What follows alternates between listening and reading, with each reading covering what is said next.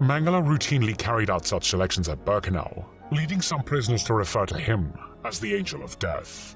Prisoner Gisela Perl, a Jewish gynecologist at Birkenau, later recalled how Mengele's appearance in the women's infirmary filled the prisoners with terror.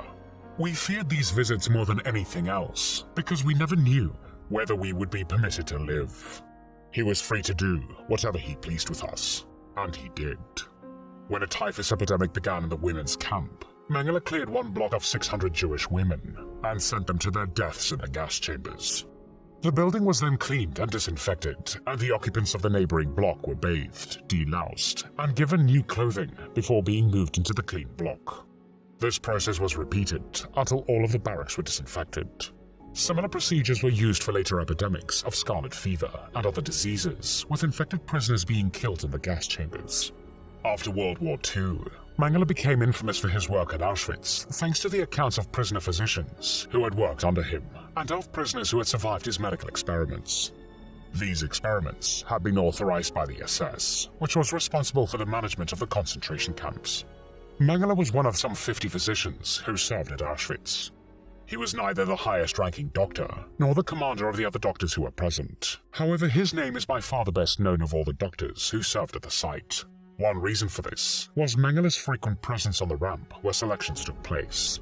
When Mengele did not himself perform the selection duty, he often still appeared at the ramp, looking among the prisoners for twins for his experiments and physicians for the Birkenau infirmary. Auschwitz not only provided prisoners for human experiments conducted at various other camps, but it also served as the site of a variety of human experiments. This is because of the number of the prisoners sent there. The SS sent 1.3 million men, women, and children from many different national and ethnic backgrounds to Auschwitz. Researchers looking for human subjects who met specific criteria could more easily find them at Auschwitz than at other camps. Mengele was one of more than a dozen SS medical personnel who conducted experiments on people imprisoned at Auschwitz. These doctors saw their appointment to Auschwitz as an exciting opportunity to advance their research. The experiments in the concentration camps permanently maimed many victims or caused them to die. In some experiments, death was the intended outcome for the victims. The medical professionals who conducted experiments at Auschwitz did not seek the prisoners' consent or inform them of their treatment or possible effects. The types of experiments conducted at Auschwitz included testing methods of mass sterilization, inflicting wounds on prisoners, or infecting them with diseases to study the effects and test treatments, conducting unnecessary surgeries and procedures on patients for research purposes, or to train medical professionals, and murdering and dissecting prisoners for anthropological and medical research. Mengele's mentor, Dr. Verschwer, may have arranged Mengele's assignment to Auschwitz for the purpose of supporting the research for the Kaiser Wilhelm Institute for Anthropology, Human Genetics, and Eugenics. Throughout his time at Auschwitz, Mengele sent his colleagues in Germany blood, body parts, organs, skeletons, and fetuses, all taken from Auschwitz prisoners. Mengele collaborated on his colleagues' research projects by conducting studies and experiments for them using prisoners. In addition to his work with the Institute, Mengele also conducted his own experiments on Auschwitz prisoners, hoping to publish the results and thereby gain the credentials to qualify for university professorship. In the course of his service at Auschwitz, Mengele organized a research complex located in a number of barracks. He chose his staff from among the prisoners who were medical professionals. Mengele was able to obtain up-to-date instruments and equipment for his research and even set up a pathology lab. Mengele's own research, and the research he conducted for the Kaiser Wilhelm Institute, generally focused on how genes develop into specific physical and mental traits. When conducted ethically, this is a legitimate and important field of genetic research. However, the work of Mengele, Verschwer, and their colleagues was warped by their belief in the pseudoscientific theory of race that was fundamental to Nazi ideology. This theory held that human races are genetically distinct from each other. It established a hierarchy of races and stressed that inferior races are genetically more likely to exhibit negative traits than members of superior races.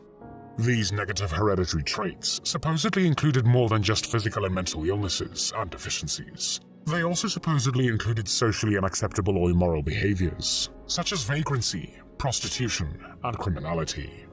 According to the false theory of race, intermarriage between races passed negative traits to superior races and undermined them. Mengele sought to identify specific physical and biochemical markers that could definitively identify the members of specific races. Mengele and his colleagues believed that finding such markers was vitally important for preserving the supposed racial superiority of the German people.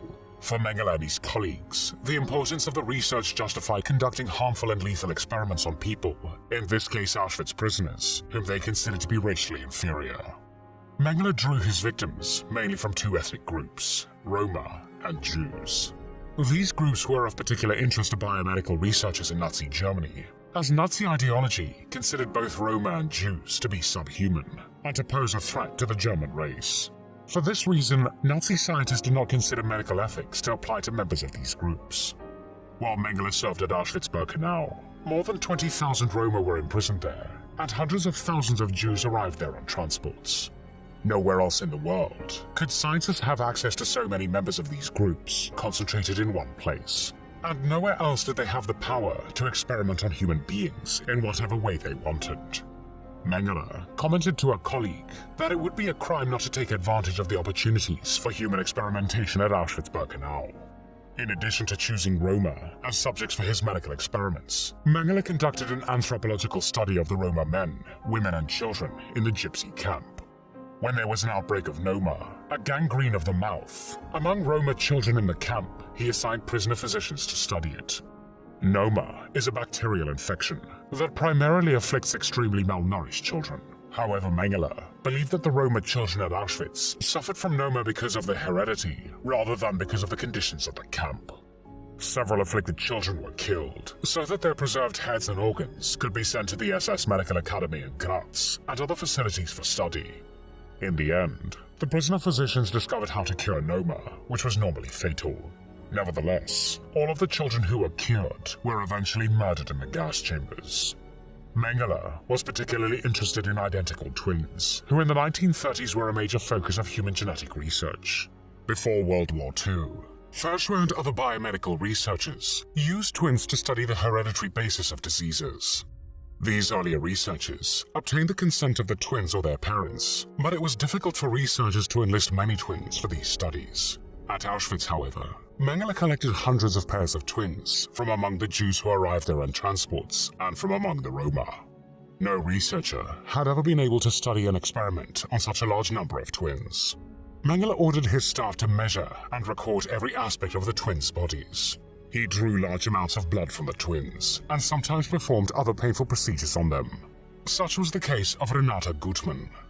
At Auschwitz, she became number 70917, was separated from her brother and mother, and taken to a hospital where she was measured, x-rayed, and blood was taken from her neck.